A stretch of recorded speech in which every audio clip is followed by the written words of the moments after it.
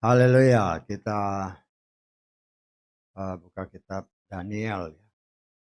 Daniel pasal ke-6 ayat ke-10. Kita baca satu ayat ini bersama-sama. Kita baca bersama 3, 4. Dan ketika Daniel mengetahui bahwa maklumat itu telah ditandatangani, pergilah dia ke rumahnya, dan jendela-jendela kamar atasnya terbuka ke arah Yerusalem. Dan dia bersujud 3 kali sehari, berdoa dan memuji di hadapan Elohimnya, sebagaimana dia melakukannya sebelumnya. Haleluya, silakan duduk. Puji Tuhan, kita mengucap syukur ya, kesaksian tadi juga tentang doa ya. Doa adalah hubungan atau percakapan pribadi kita dengan Tuhan ya. Jadi setiap saat 1 kali 24 jam, 7 hari dalam seminggu, kita harus melatih diri tidak pernah terputus berhubungan dengan dia, karena dia ada di dalam hati kita ya. Ingat ya, beberapa kali kita diingatkan, karena engkau adalah anak, ya, dalam Galatia pasal 4 ayat 6, maka Bapa Yahweh mengirimkan Roh Kudus. Roh Kudus itu adalah materai atau cap, tanda kepemilikan bahwa kita adalah milik Bapa Yahweh ya. Kita mengucap syukur oleh kasih kemurahan Tuhan. Kebenaran firman terus-menerus diwartakan ya. Kalau boleh saya pernah saya saksikan sebenarnya ya. Membagikan pengalaman karena berdasarkan kesaksian-kesaksian tadi. Begitu ada pertanyaan, kemudian bingung jawab. Ya. Saya menghimbau saudara dari pertanyaan itu, belajarlah untuk mencari di mana ayatnya. Ketika engkau belajar mengetahui di mana ayatnya, itu akan tertanam dalam hatimu, dan itu akan membuat kita bertumbuh semakin hari, semakin mengenal firman dengan benar. Saya sebagai pelayan Tuhan, itu pengalaman saya ya secara pribadi. Saya pernah saksikan ketika dulu kami suka pelayanan di daerah Jawa Timur ya, daerah dekat Pacitan sana. Ya, sebelum tahun 2000 ya. Tahun 90-an lah. Ya suka ke sana kan. Karena mereka satu gereja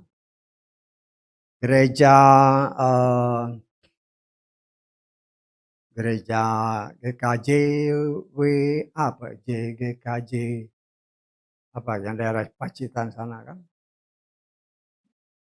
Ya nggak tahu lah, pokoknya GKJW. Gereja Jawa Wetan ya. Ada gereja ya, jemaatnya ya mungkin sekitar 30-40, mungkin sampai 50-an lah ya. Cuma nggak ada pendetanya. Ya. Jadi setiap bulan pada waktu itu ya kami pergi melayani sana, dan mereka menganggap kita sudah sebagai seorang gembala, walaupun GKJW itu kan termasuk aturannya kan termasuk ketat untuk menerima pembicara dari organisasi lain. Tetapi dari sana saya juga dapat pelajaran banyak. Karena ya kalau kita datang ya biasanya sebulan sekali. Sebulan sekali datang, ya berdoa aja sama istri saya. Ya. Mobil, kalau saya capek dia bawa mobil, jadi saya bisa tidur. Ya. Di daerah Jawa Timur ya lumayan lah. Dan setiap habis khotbah pasti ada pertanyaan. Bukan 1-2 pertanyaan. Hampir semua nanya. Ya. Dan dari situ saya belajar. Dari pertanyaan-pertanyaan itu saya semakin belajar. Sehingga ya itulah baiknya Tuhan ya. Tidak ada satupun pertanyaan mereka yang tidak bisa dijawab dengan firman. Karena itu saya mengingatkan saudara, pernah saya ingatkan. Kalau engkau berbicara tentang firman, atau ada orang yang menanya tentang firman, jangan sekali-kali kau pakai otakmu. Kau pakai otakmu kau kalah. Pasti kalah. Ya. Ketika orang bertanya tentang sesuatu yang berhubungan dengan kegiatan ibadah tentang Tuhan, harus ada tertulis. Saya nggak? Kau berani jawab dengan pikiranmu, akhirnya mental pasti, kalah pasti. Dan itulah satu bagian dari pengalaman yang saya terima, ya cukup lama ya, hampir setahun bolak-balik. Ya, sampai mereka punya pendetanya sendiri, otomatis setelah punya pendeta sendiri saya nggak mau lah ya, nggak etis lah kalau mereka sudah punya gembala, terus kita datang dan karena background pengajarannya agak beda. Ya. Dan saya melihat begitu banyak pertanyaan, tidak ada satupun pertanyaan yang tidak dijawab oleh Tuhan. Semuanya begitu ditanya, ada tertulis. Dan biasanya karena kan sebelum ibadah itu saya ada persiapan, ada aja ayatnya dikasih Tuhan, ini. Jadi begitu pertanyaan, loh ini sudah ada jawabannya semua. Ya. Dari situ kita bisa belajar semakin mengenal Tuhan dengan benar. Ya. Kalau hanya baca, ya baca memang bagus. Ya. Tapi kalau baca, ingat ada tertulis. Ya. Roh Kudus itulah yang mengajarkan kita. Roh Kudus itulah yang mengingatkan kita akan firman. Kalau engkau tidak mengandalkan Roh Kudus, semua itu bisa lupa. Ingat ya dalam Yohanes 14 ayat 26 kan. Kan dia mengajar dan dia mengingatkan.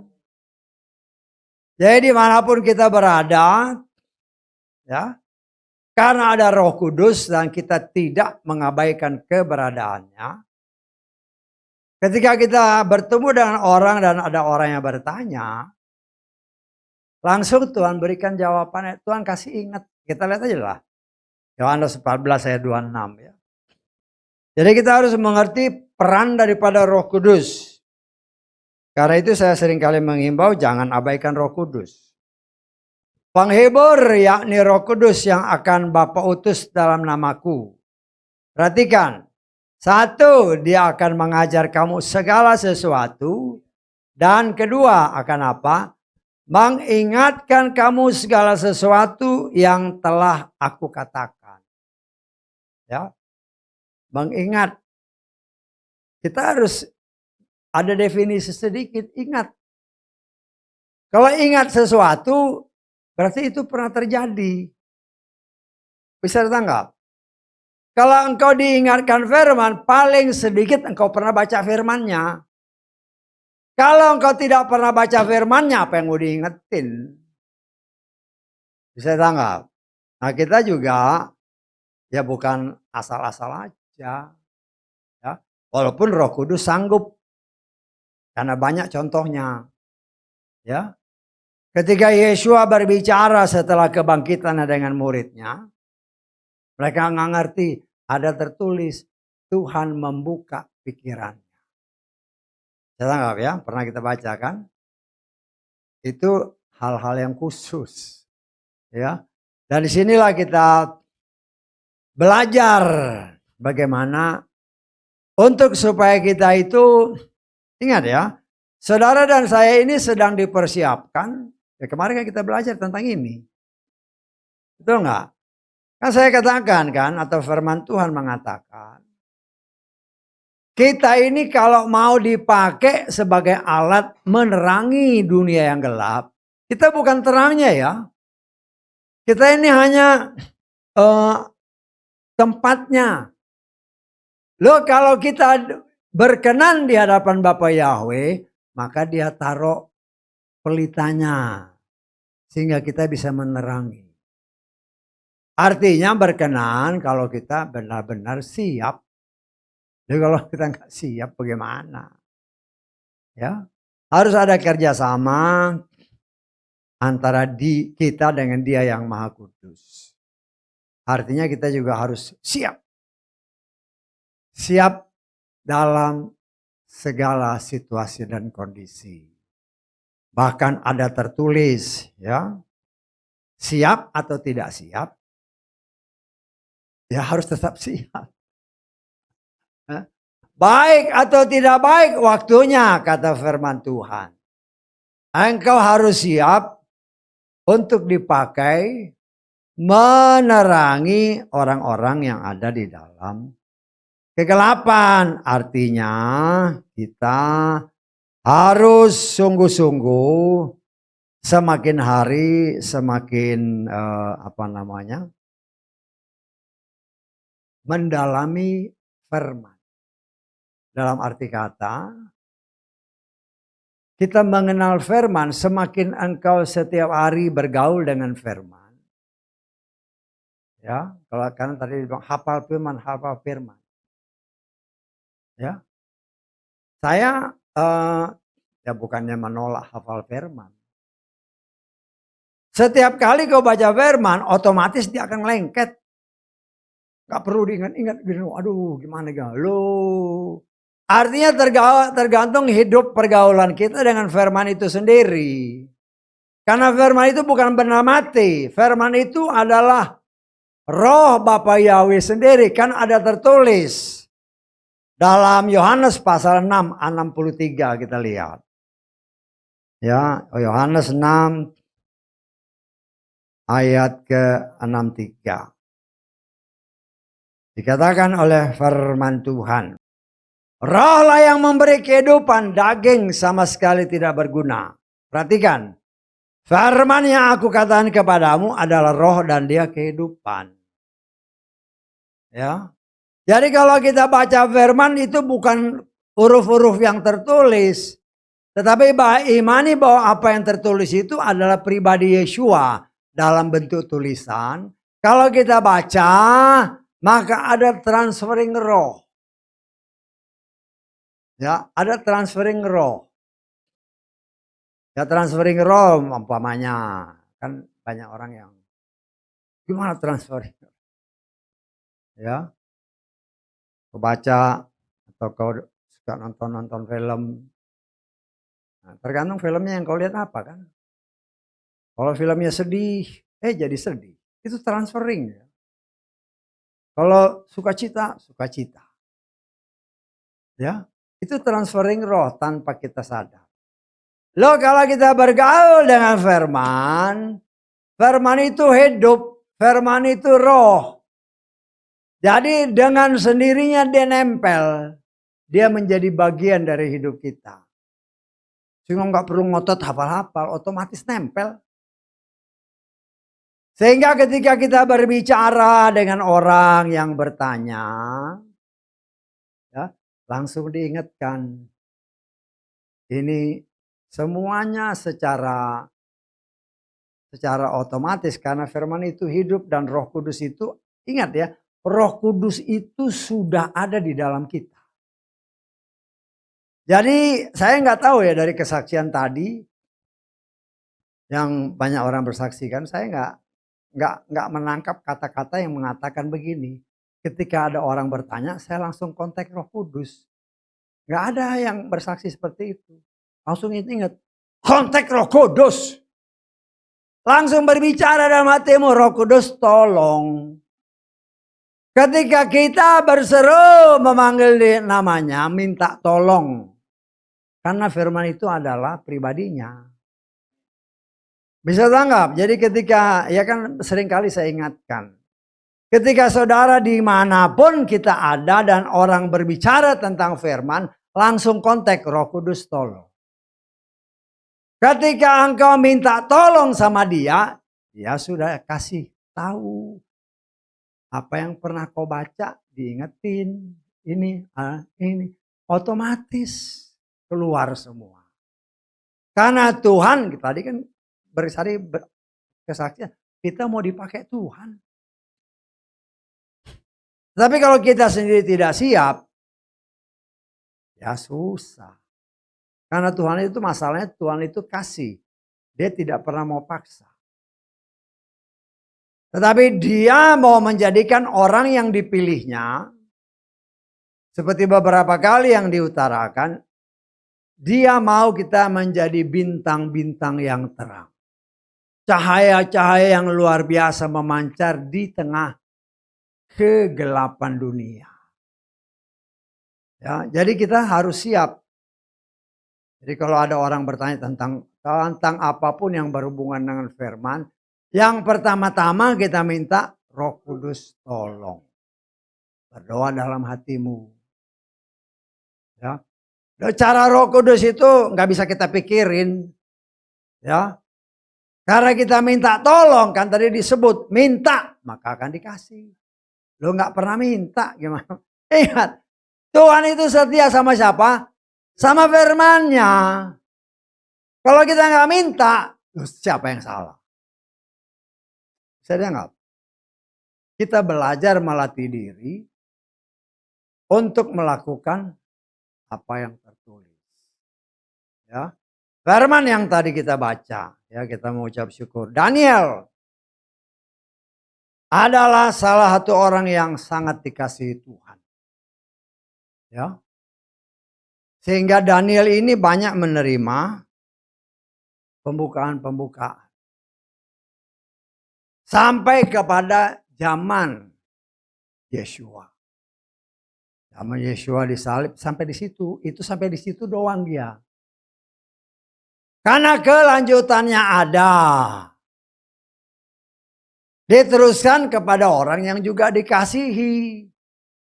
Nah, firman Tuhan menyatakan Rasul Yohanes adalah orang yang dikasihi. Rasul Yohanes inilah yang mendapatkan pembukaan rahasia akhir zaman yang kita kenal dengan nama Wahyu. Walaupun di luar sana beberapa tahun yang lalu, oh ada kitab Heno, ada kitab ini kitab yang dijanjikan di dalam kitab Daniel. Hikmatnya sama sekali nggak ada. Ya. Heno ceritanya tentang malaikat, nggak ada tentang akhir zaman. Hampir semua kitab-kitab yang katanya muncul, siapa yang ngarang nggak tahu. Karena banyak yang bertentangan dengan firman. Dan itu sayangnya dipercaya dan dikhotbahkan. Ya. Padahal banyak yang bertentangan dengan 66 kitab yang sedang kita pelajari. Baik tentang roti yang ada di atas meja. Roti sajian. Dan tentang gereja. Ini kita nih, gereja. Gereja itu terdiri dari 66. Bagian daripada bunga badam. Artinya kita atau saya menafsirkan itulah baik roti 66 disusunnya. Pelita 66 bagian bunga badam. Bukan satu kebetulan. Kalau kitab suci kita 66 bagian. Roti yang dari sorga. Yang Tuhan berikan bagi saudara dan saya. Menjadi dasar atau fondasi hidup kita. Di dalam menjalani hidup ini. Dan fondasi itu adalah batu karang yang teguh. Sebagaimana tertulis dalam 1 Korintus. Kita baca pasal ke-10. Ayat ke-4. Dan mereka semua telah minum rohani yang sama. Sebab mereka minum dari batu karang rohani yang sama yang mengikuti mereka. Perhatikan. Batu karang itu adalah Hamasiah. Yeshua. Ya. Itulah yang menjadi fondasi hidup kita. Firman itu sendiri. Ya. Dan firman itu adalah batu karang yang teguh, kita tertanam di dalamnya. Sehingga kita diizinkan Tuhan menghadapi berbagai macam permasalahan, pergumulan dalam hidup. Karena kita mempunyai fondasi yang kokoh. Kita tidak akan pernah bisa tergoyahkan. Ya, Daniel seperti yang saya katakan tadi. Ya, kita lihat ya. Di dalam Daniel pasal pasal 10 ayat ke 11 mulai. Dan dia berkata kepadaku, hai Daniel, perhatikan, orang yang sangat dikasihi. Ya, orang yang sangat dikasihi. Kita lengkap lagi di dalam ayat ke-19. Ini malaikat yang berbicara ya, yang diutus Tuhan. Dan ia berkata, hai orang yang sangat dikasihi. Coba kita lihat bahasa Inggris. Bukan dikasihi aja ya, tapi sangat dikasihi. And said, oh man, greatly beloved. Sangat dikasihi, besar sekali kasih Tuhan. Karena itu Daniel sebagai orang yang sangat dikasihi, Tuhan membuka rahasia-rahasianya sampai kepada Yeshua. Ya, sampai kepada Yeshua. Sehingga kemudian setelah dibuka, kita lihat dulu Daniel pasal 12.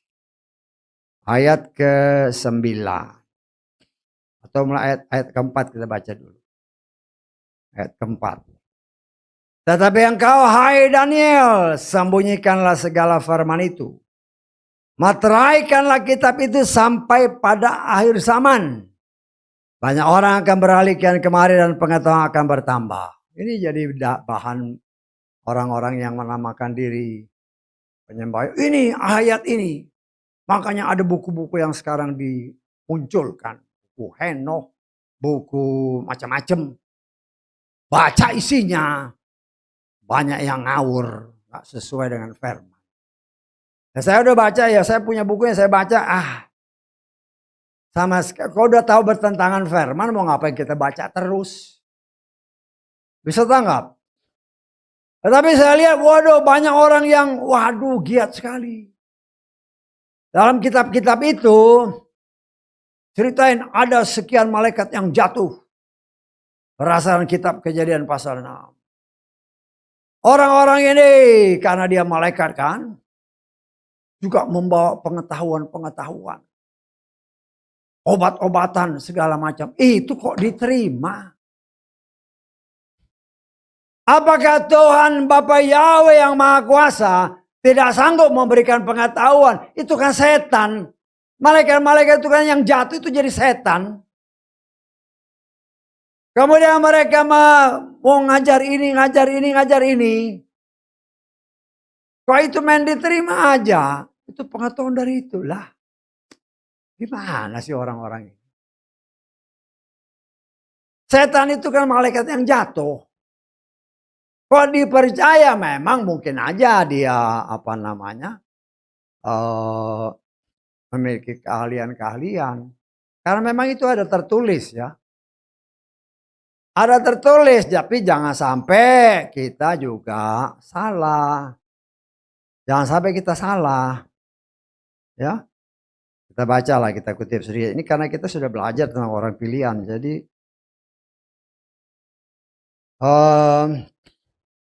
kita lihat. Kan ada umpamanya kitab Henokh kan. Jangan salah ya, Henokh itu ada 2 ya. Ada yang keturunan dari, kalau saudara baca di ayat-ayat firman, ada yang keturunan dari si Adam, ada yang keturunan dari Kain. Loh kalau yang tulis itu semua malaikat-malaikat yang jatuh, jangan-jangan itu memang dari si Kain, anaknya setan. Nah, kita baca aja lah, kita lihat baca lagi ya. Di dalam Kejadian pasal 4 ayat 17.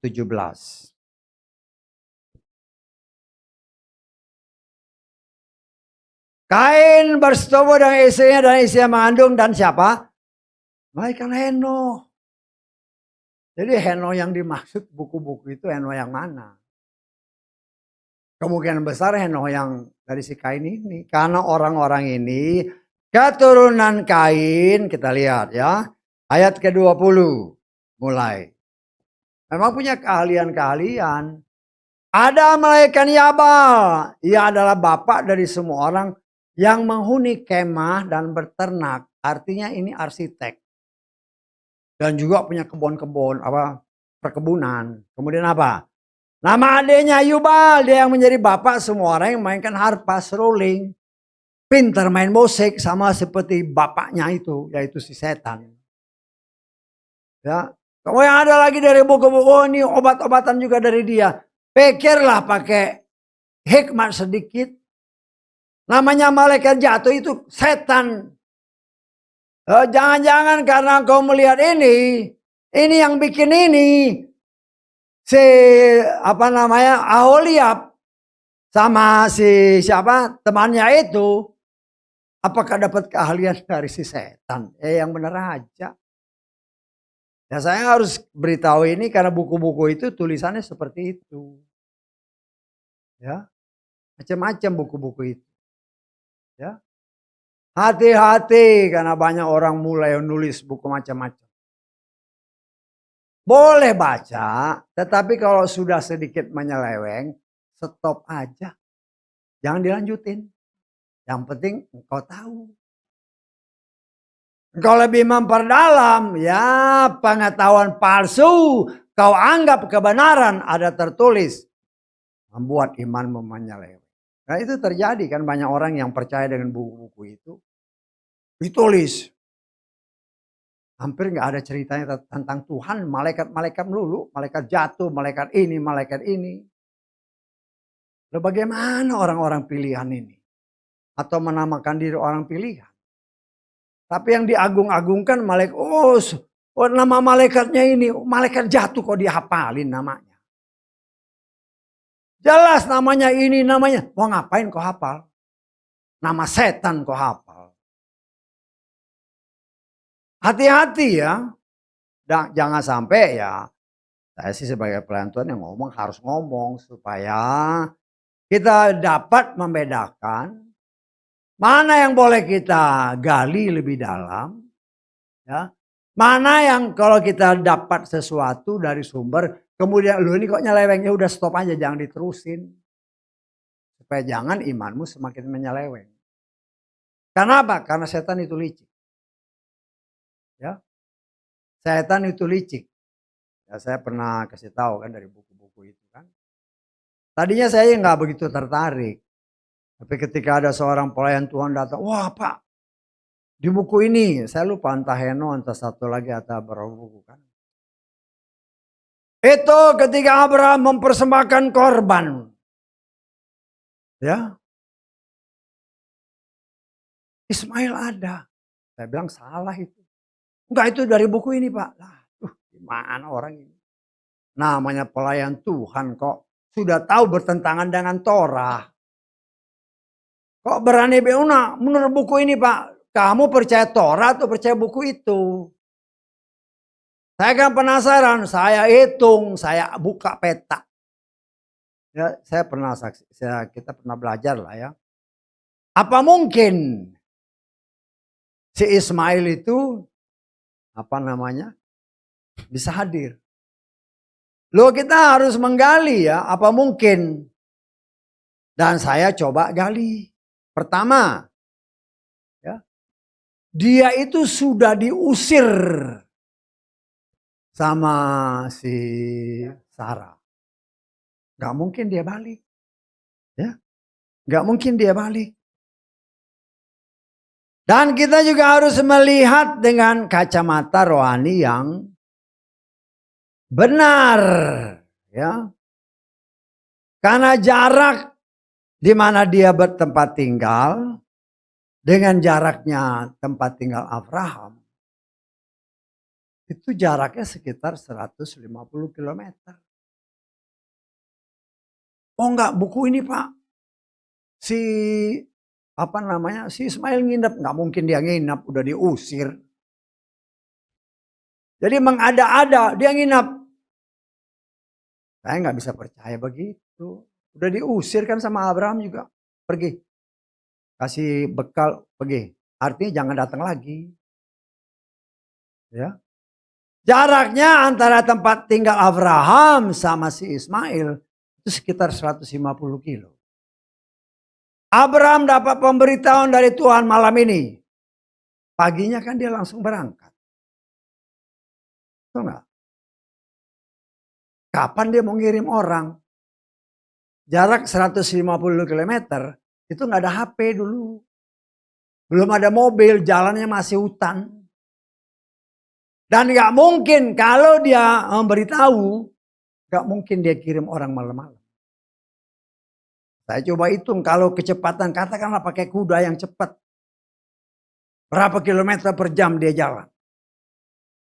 Nggak mungkin dia, kan dia juga nggak tahu, hanya ada lokasinya sini. Nggak tahu di mana persisnya si Ismail itu tinggal. Ya, saya menggali itu sebagai bekal saya membantah apa yang dikatakan buku itu. Ya. Dan disinilah kita melihat banyak cara yang Tuhan mau saudara dan saya juga mengerti. Nah, sampai kita tertipu. Kalau tadi kita baca di dalam Daniel 12.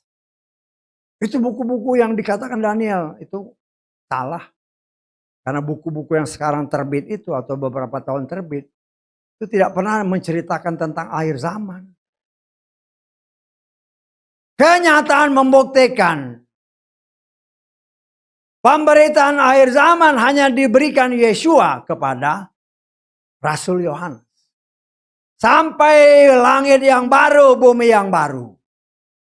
Ya, kriterianya harus sama. Daniel adalah orang Ibrani. Yohanes juga orang Ibrani. Daniel orang yang sangat dikasihi. Rasul Yohanes juga orang yang sangat dikasihi. Daniel bercerita sampai kepada Yesua. Tapi Rasul Yohanes dari Yesua sampai 1000 tahun. Dan sampai bumi yang baru dan bumi yang baru.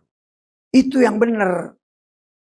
Jadi apa yang ditulis di dalam kitab Daniel 12 itu ditulis oleh Rasul Yohanes. Bukan buku-buku yang banyak beredar. Itu pembohong semua.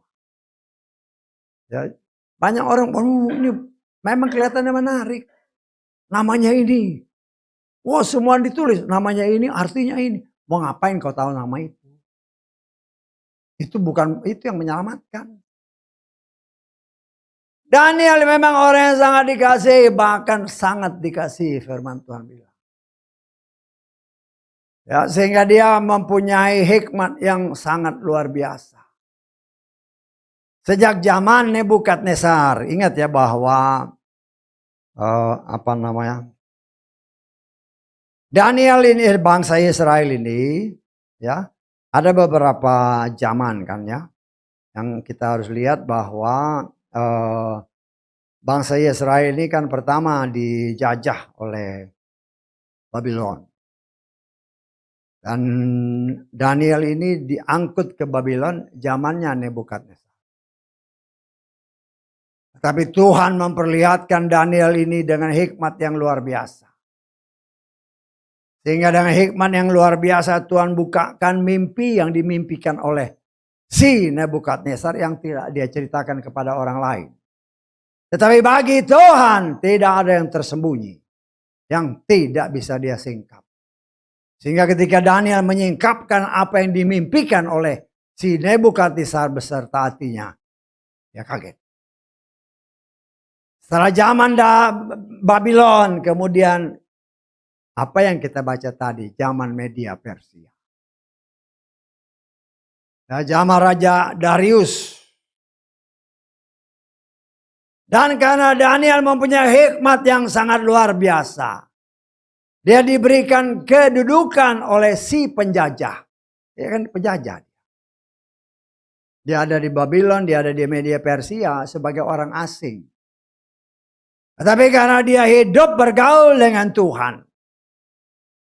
Tuhan memberikan hikmat yang luar biasa. Sehingga dengan hikmat itu dia mendapatkan posisi yang sangat luar biasa. Dapat dikatakan sebagai tangan kanannya Raja Darius. Tetapi orang-orang sekelilingnya gak senang. Ya. Gak senang karena Daniel ini kan orang Ibrani. Kenapa Darius gak ngambil dari orang Media Persia? Kenapa gak ambil dari penduduk lokal? Karena Tuhan yang mengasihi Daniel. Diberikan hikmat yang sangat luar biasa. Tetapi orang sekelilingnya iri hati. Sehingga mempunyai atau membuat suatu rencana-rencana yang licik. Untuk menjebak Daniel. Tetapi setelah sekian lama mereka telusuri, mereka coba cari jalan. Mencari kelemahan Daniel dalam hal menjalankan tugas pekerjaan. Mereka tidak melihat sedikit pun celah. Dalam pekerjaannya semua beres. Satu-satunya celah. Daniel setiap hari berdoa kepada Bapa Yahweh. Bagaimana firman tadi. Paling sedikit dia 3 kali berdoa. Matanya, jendelanya terbuka ke arah Yerusalem. Kota di mana dia berasal. Itu celah yang dapat dimanfaatkan oleh si setan. Sehingga orang-orang yang iri dengan Daniel membuat kesepakatan. Membojok Raja Darius. Kalau dalam jangka waktu tertentu, kalau saya nggak salah 30 hari. Ya, dalam 30 hari ke depan ada orang yang berdoa kepada ilah yang lain. Maka dia akan dimasukkan ke dalam gua singa. Raja Darius memang mengasihi si Daniel. Dia nggak tahu trik-trik setan dari teman-teman yang atau menamakan diri teman-teman Daniel dalam tanda kutip. Tapi itu rancangan yang jahat untuk menjebak Daniel. Karena dalam pekerjaan dia tidak bisa melihat kelalaian hanya dari segi ibadah. Ya. Daniel ketika mendengar kesepakatan ini, berani dia beribadah kepada Bapa Yahweh. Sebagaimana yang dilakukan sesuai dengan apa yang kita baca tadi. Dalam hidupnya paling sedikit 3 kali sehari. Ya. Ketika dia dengar kesepakatan itu, dia nggak peduli. Dia tetap pulang, dia tetap menghadapkan dirinya kepada ke Yerusalem, ke bait Tuhan. Dia beribadah seperti biasa dan hal ini dilihat oleh para lawannya.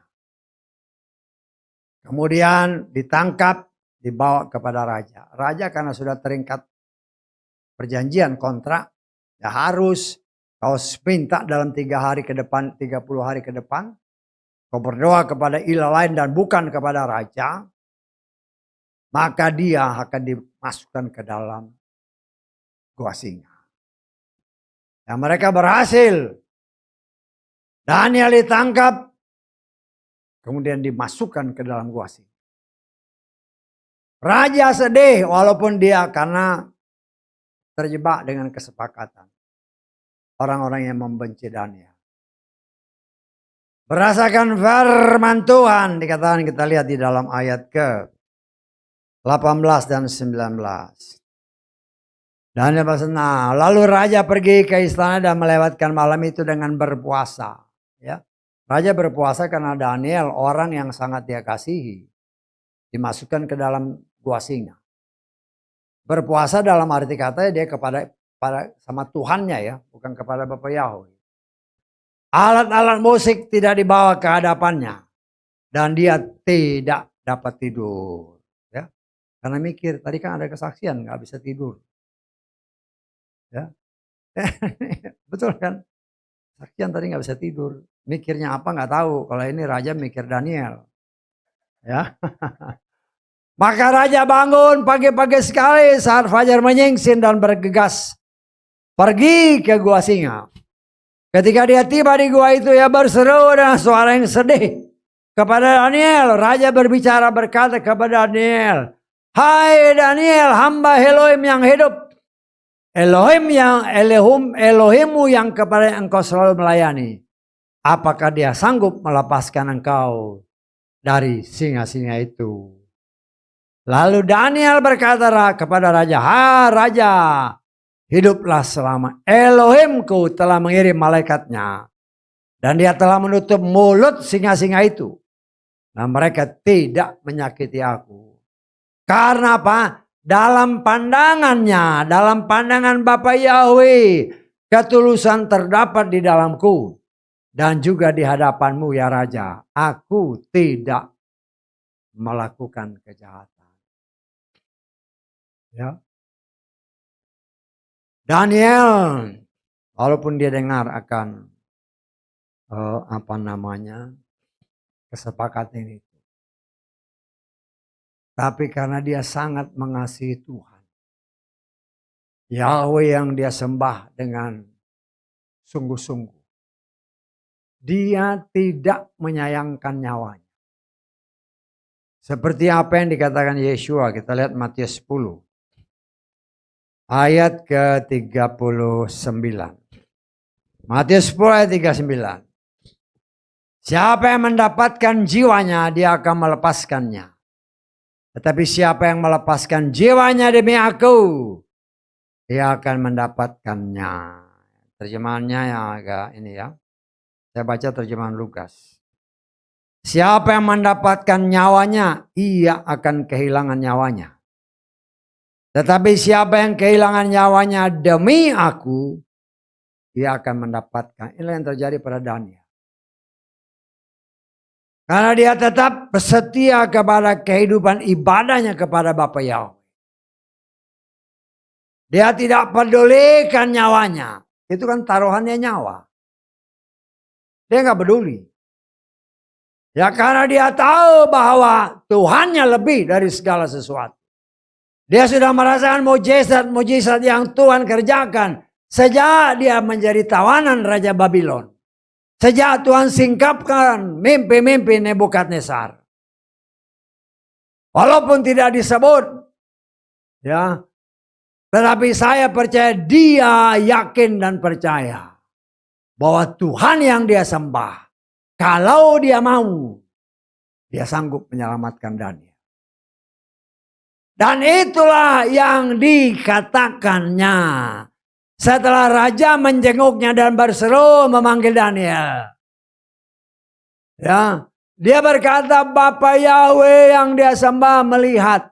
Memang ya dalam terjemahan bebasnya lah. Dia orang yang tulus.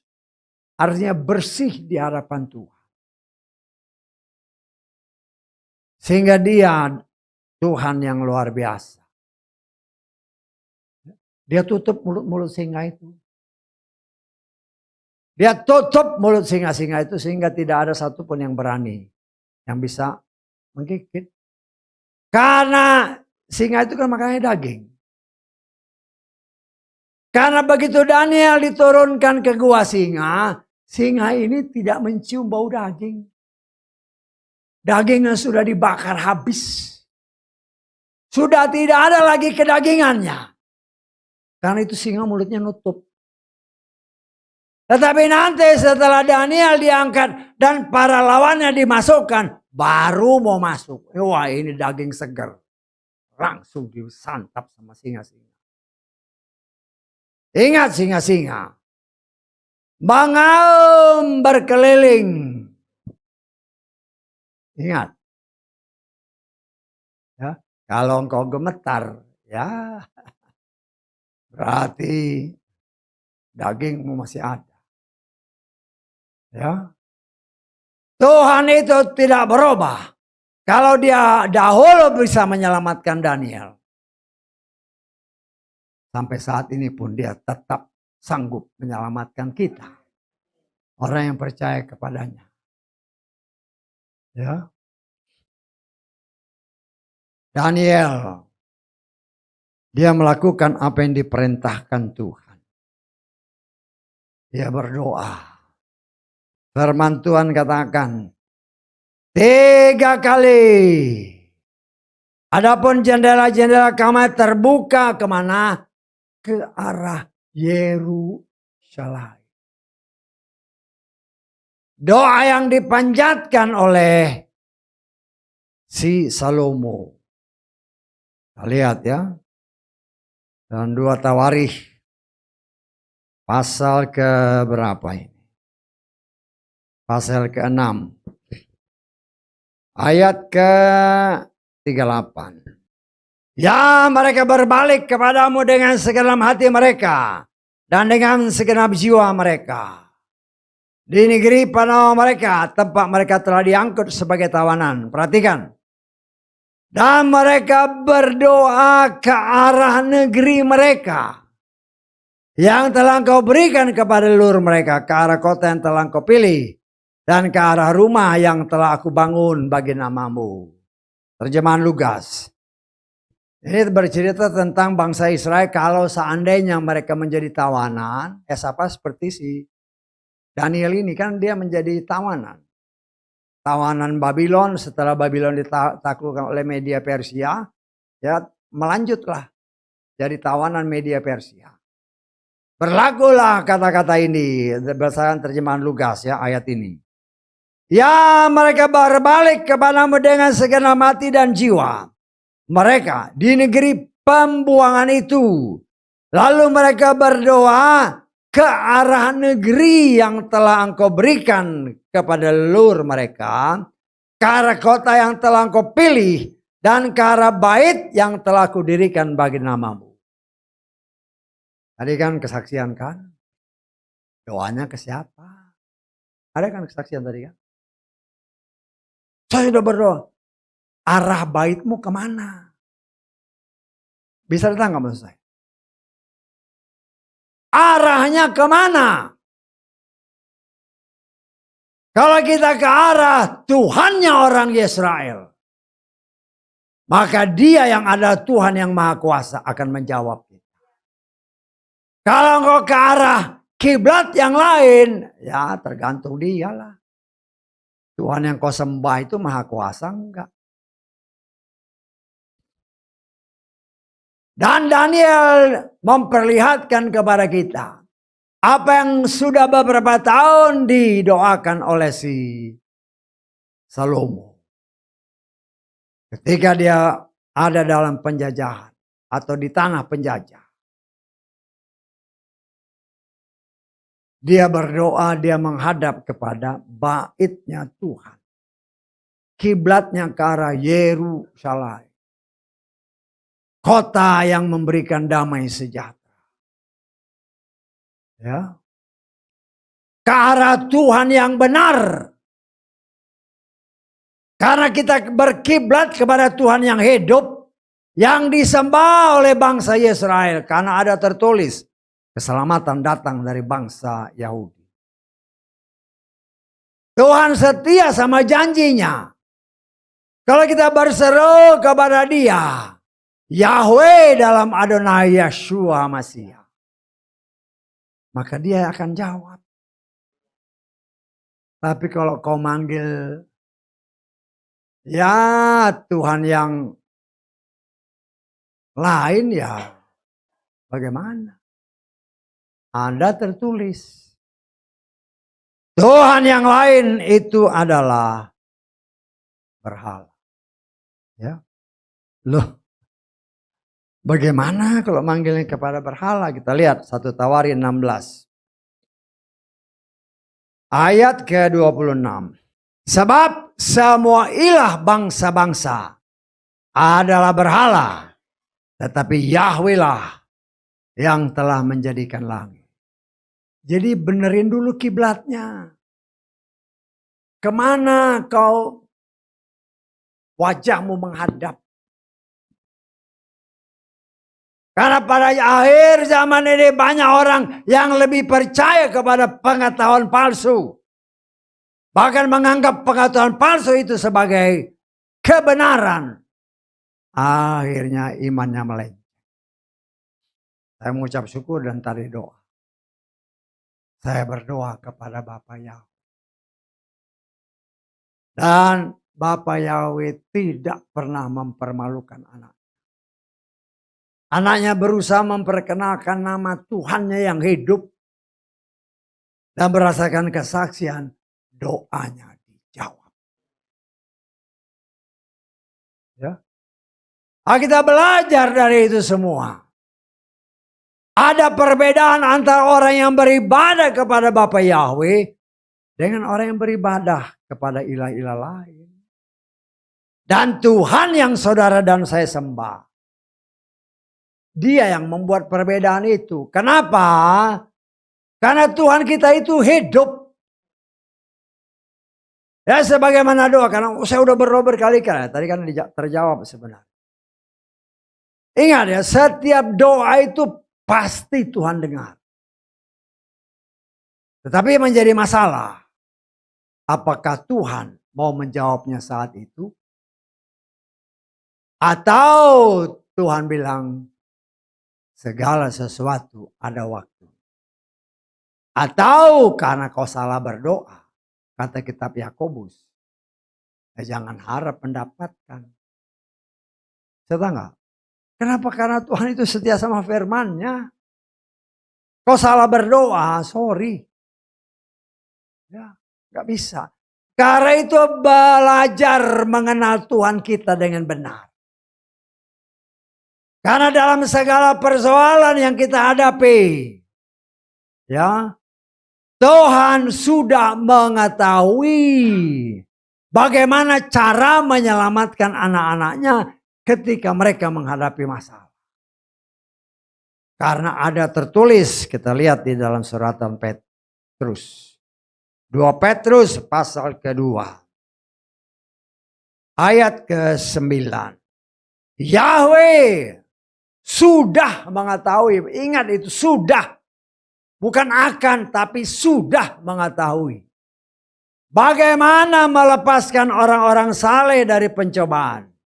Dan menyiapkan orang yang tidak benar pada hari penghakiman untuk dihukum. Ya. Tuhan sudah tahu bagaimana menyelamatkannya. Hanya masalahnya, kan ada syaratnya. Ya. Melepaskan apa? Orang-orang saleh. Nah, kita koreksi diri. Apakah aku sudah saleh? Ya.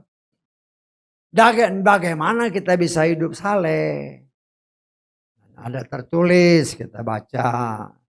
Ya ini sebenarnya pengulangan-pengulangan. Dan saya harapkan saudara bukan dihafal ya. Tapi karena sudah sering masuk. Akhirnya tertanam. Kan dalam setiap habis khotbah begini, nanti kan saya, ayo kita nyanyi. Firman-Mu tertanam dalam hatiku. Firman itu tertanam dalam hati. Kalau hatimu subur, dia akan berakar. Dia akan bertumbuh, dia akan berbuah. Tetapi kalau hatimu gak subur, gak bisa. 2 Petrus pasal 1 ayat ketiga. Sebagaimana kekuatan ilahinya. Perhatikan. Maka segala hal untuk apa? Untuk kehidupan dan untuk kesalehan. Telah dianugerahkan kepada kita. Bagaimana? Lewat pengenalan penuh akan Dia. Yang telah memanggil kita melalui kemuliaan dan kebajikan. Bagaimana kita bisa mengenal Dia dengan penuh? Kan jadi pertanyaan seperti itu. Ya. Tuhan mempersiapkan segala sesuatunya. Kalau nanti kita masuk ke dalam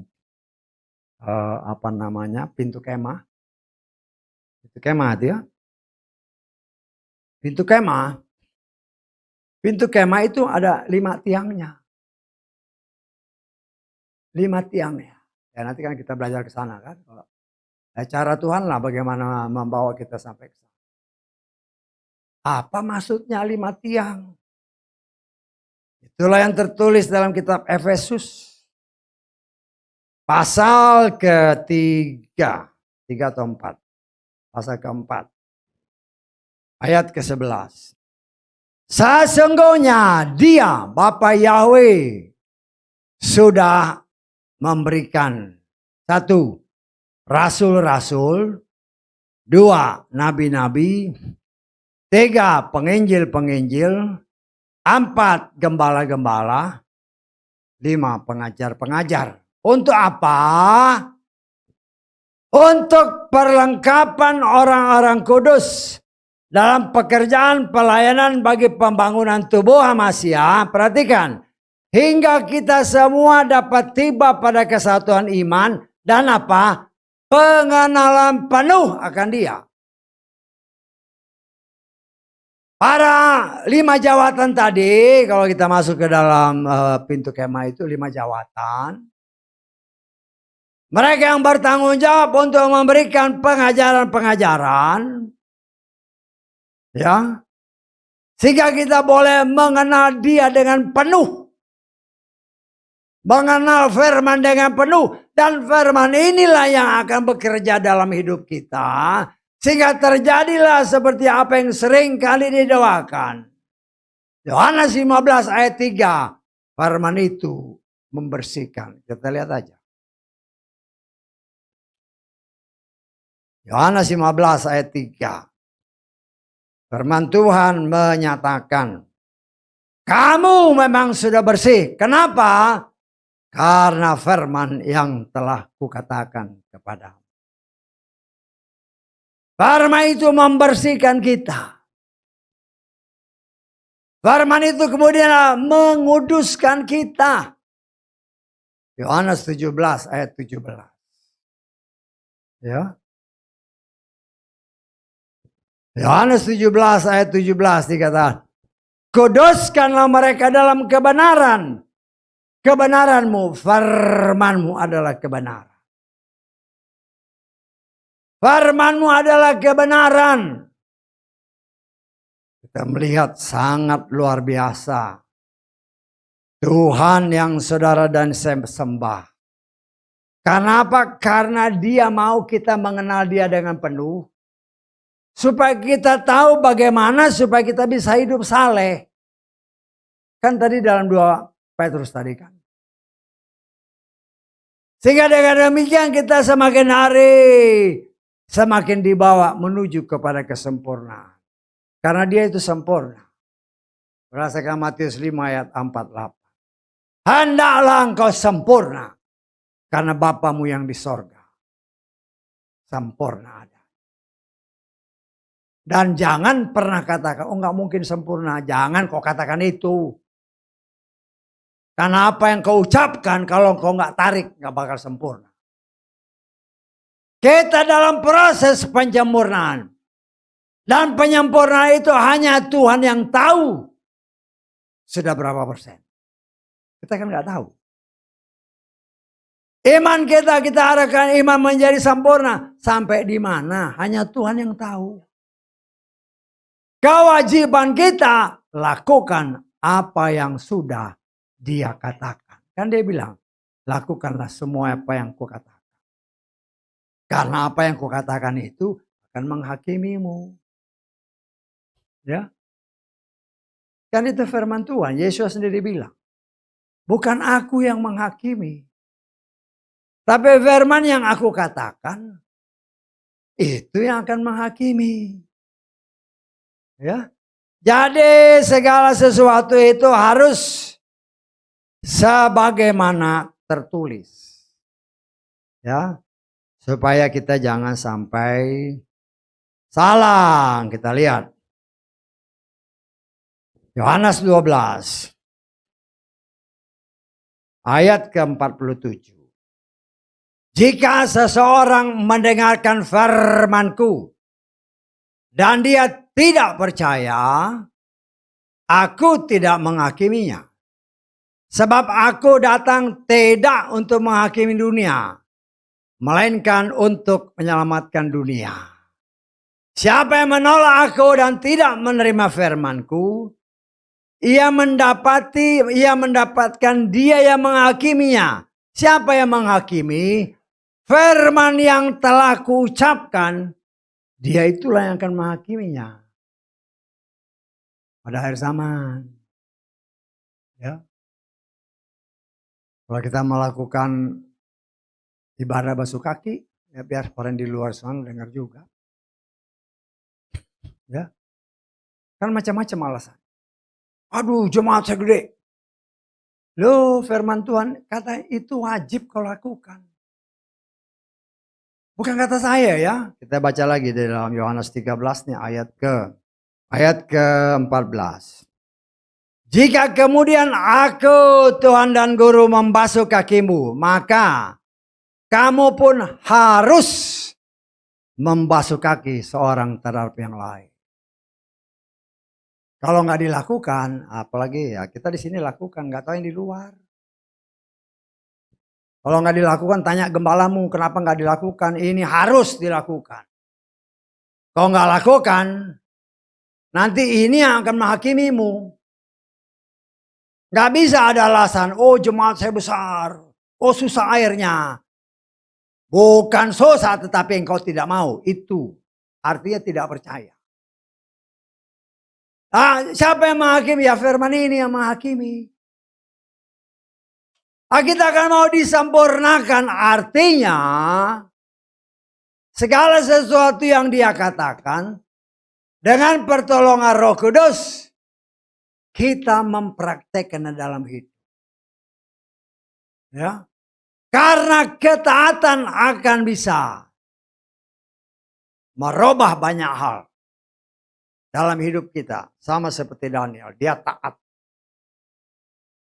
Walaupun nyawanya terancam, dia taat. Ibadah. Kalau toh aku harus mati, aku mati di dalam Tuhan. Paulus, kalau aku hidup untuk Tuhan. Kita belajar. Kan kita hidup untuk Tuhan, untuk firman. Bisa lengkap, ya. Jadi kita coba menggali firman itu. Aku hidup untuk firman, aku hidupkan untuk Tuhan. Artinya, ya kita lihat ya.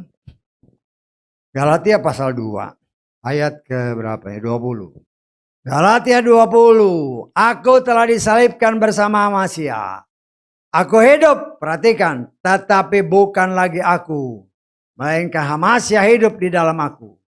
Dan apa yang sekarang aku hidup di dalam daging, aku hidup oleh iman. Putra Elohim yang telah mengasihi aku dan yang telah menyerahkan dirinya demi aku. Kita lihat di dalam Filipi pasal ke-1. Kita lihat ayat ke-21. Sebab bagiku hidup itu Masiha. Mati adalah keuntungan. Jangan hanya baca gitu aja. Bagiku hidup ya untuk firman. Artinya semua firman yang dinyatakan Yeshua, mari kita coba praktekkan. Karena firman Tuhan sendiri berkata, firman Tuhan itu tidak sukar.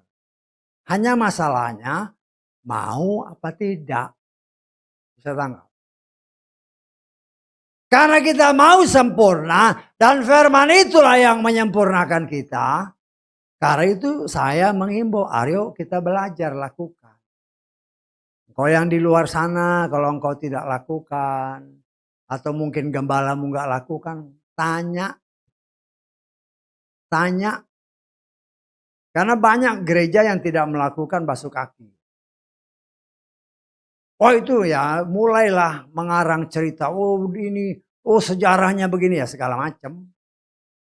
Kita memang bukan ahli sejarah, tetapi apa yang tertulis kita percaya itu firman Tuhan. Kalau yang mudah aja engkau tidak lakukan, bagaimana yang dalam tanda kutip berat? Nah, kita belajar saudaraku untuk bisa mempraktekkan semua apa yang tertulis. Contoh Daniel. Karena dia taat. Ya, karena ketaatannya membuat dia kan semakin lebih melambung tinggi. Dia menjadi tangan kanan Raja Media Persia. Raja Darius. Dan membuat lawan-lawannya bukan saja dibinasakan. Tetapi lawan-lawannya yang masih di belakang-belakang itu. Pasti gemetar. Waduh. Pakai apa dia kalau zaman sekarang? Oh, pakai dukun apa dia itu? Sampai nggak dimakan sama singa. Ya, kan banyak seperti itu kan. Bagi kita, aku hidup karena Bapa Yahweh. Bapakku sanggup menutup mulut singa. Ingat, singa itu setan. Dan kita harus bertindak. Setan, aku anak Bapa Yahweh. Jangan kau ganggu. Langsung tutup dia mulutnya. Cep. Praktek iman. Kita semua mempunyai pergumulan. Masing-masing punya pergumulan sesuai takarannya. Tetapi bagaimana cara kita mengatasi itu? Andalkan Roh Kudus. Andalkan firman. Karena dialah yang adalah jawaban bagi semua masalah hidup kita. Kalau kita belajar mengandalkan dia, Yahweh dalam Adonai Yeshua Mashiach, firman yang hidup, ya, maka dia akan membela kita dalam segala hal. Dalam segala hal. Ya. Saya sebagai pelayan Tuhan, saya juga rindu saudara maju. Ya. Bukan, aduh saya nggak hafal firman. Baca firman tiap hari. Pasti masuk. Baca bukan asal baca. Baca terus tanya Roh Kudus. Tuhan apa sih artinya? Ketika Tuhan buka, nempel di dalam hatimu. Tertanam dalam hatimu. Sesuai lagu yang setiap kali kita nyanyikan habis pemberitaan firman. Dan itu bukan aja tertanam, tetapi dia akan bertumbuh, berakar, bertumbuh dan berbuah. Dan oleh firman itulah kita terus menerus disempurnakan oleh Tuhan. Karena itu mari saudaraku, tentukan kiblat kita. Kita sudah menentukan kiblat kita lah. Kita beribadah kepada Bapa Yahweh dalam Adonai Yeshua Mashiach. Kau yang kebetulan ada di luar sana, tentukan kiblatmu kepada siapa engkau percaya. Karena harus ingat sebagaimana satu Tawari tadi 16. Bagi Bapa Yahweh ada tertulis, ilah-ilah lain itu adalah berhala. Ya tentukan pilihan. Karena pilihan kita itu menentukan engkau selamat atau engkau menerima hukuman. Karena itu mari latih diri kita. Latih diri kita semakin bergaul erat dengan Tuhan. Semakin mengenal dan mengasihi Tuhan. Semakin belajar dengan sungguh-sungguh melakukan firman Tuhan. Apapun yang kau hadapi di dalam menjalani hidup ini.